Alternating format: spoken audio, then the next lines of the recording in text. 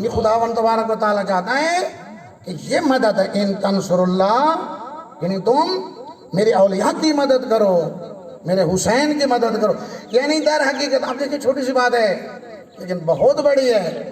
اصولاً خدا کیا کہتا ہے؟ میری مدد کرو. خدا کہتا ہے میرے اولیاء کی کیا کہتے ہیں مدد در حقیقت میری مدد ہے. اور یہ کئی جگہوں پہ آیا ہے. محور خدا ہے لیکن کئی جگہوں میں خدا رسول کو مقدم کرتا ہے. من یطع الرسول پھر اطاع اللہ. عربی میں کہتے ہیں فقط اطاع اللہ. پہلے تم اگر کسی نے رسول کی اطاعت کی تو وہ اللہ کی اطاعت کر سکے گا. ان الذین یبایعونک انما یبایعون اللہ. وہ لوگ جنہوں نے کیا کہتے ہیں تیری بیعت کی ہے انہوں نے در حقیقت اللہ کی بیعت کی. یعنی پیغمبر کی بیعت کو خدا اپنی بیعت کہہ رہا ہے. اذا رمیتا اذ رمیتا اذا رمیتا وما رمیتا اذ رمیتا ولکن اللہ رما. تو نے نہیں مارا، ہاں جب تم نے مارا، جب تم نے مارا تھا لیکن تم نے نہیں مارا، اللہ نے مارا. یعنی مارا ہے پھر کہ نہیں مارا، حقیقت میں اللہ نے مارا. یعنی مانا کیا ہے؟ یعنی رسول اللہ کے فعل کو خدا اپنا فعل قرار دے رہا ہے، رسول اللہ کی اطاعت کو خدا اپنی اطاعت قرار دے رہا ہے، رسول اللہ کی کیا کہتے ہیں بیعت کو خدا اپنی، رسول اللہ کی محبت کو خدا اپنی محبت قرار دیتا ہے. من احبکم فقط احب اللہ.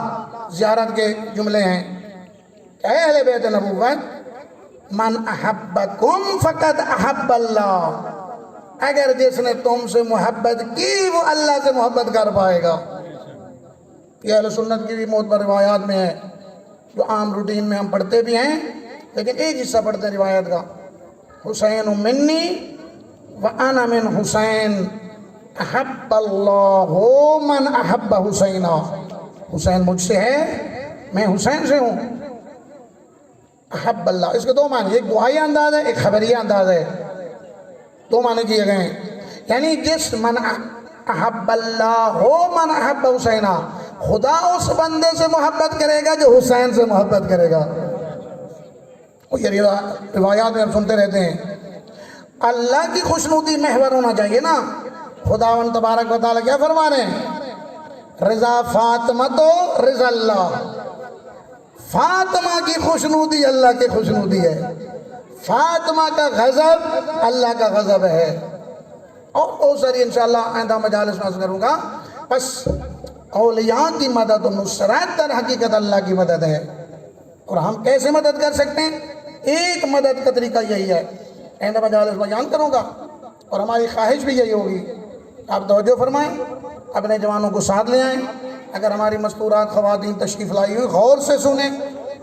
یہ مولا امام زمان ابھی مدد کے طلبگار ہیں. میں نے سمجھایا، دوبارہ عرض کروں جو بعض لوگ لیٹ آئیں. خدا ہماری مدد کا محتاج نہیں ہے لیکن خداوند تبارک و تعالیٰ انسان کو کمال کی معراج پر لے جانا چاہتا ہے. اس کے لیے خدا نے دین دیا ہے، اولیاء دیے ہیں، انبیاء دیے ہیں، ائمہ طاہرین دیے ہیں. جب اس امام اور رہبر کا آپ ساتھ دیں گے، ان کی مدد کریں گے، در حقیقت اپنی مدد کریں، کمال کی طرف جا رہے ہیں. آج مجالس عاشورہ کا، مجالس محرم کا جو اصلی راز ہے وہ اس وقت اور زیادہ آشکار ہو گیا ہے کہ ہم اپنی نوجوان نسل کو تیار کریں. 1400 سال پہلے سے ابھی تک آواز گونج رہی ہے. کیا ہو گیا تمہیں شیعہ؟ اتنے 100 سال ہو گئے. مولا امام نے کہا حل من ناصرن، کون ہے جو میری مدد کرے؟ امام جعفر صادق علیہ السلام کی